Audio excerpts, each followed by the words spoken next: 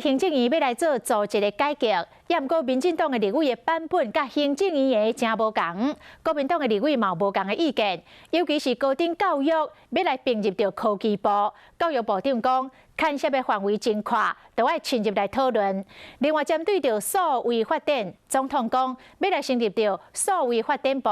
立委苏卡辉呛讲总统无甲因讨论过。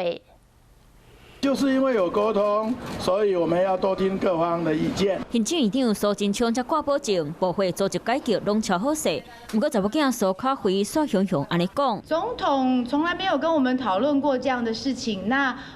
我相信大家都愿意来把事情做好，有不同的声音，总统应该也会很乐见。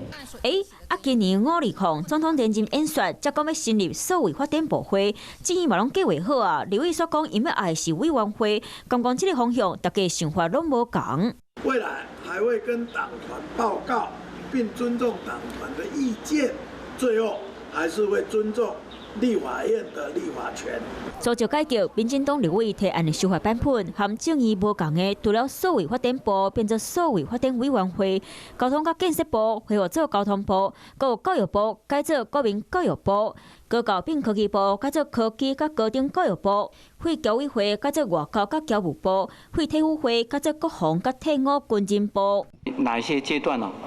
做一些分隔处理，那这部分呢，确实必须应该要更深入的一些讨论。侨委员会这个部分是不宜跟外交部并在一起。行政院组织改革，牵涉的范围真化，中央和另外院沟通若是袂顺，要推动恐惊真恶。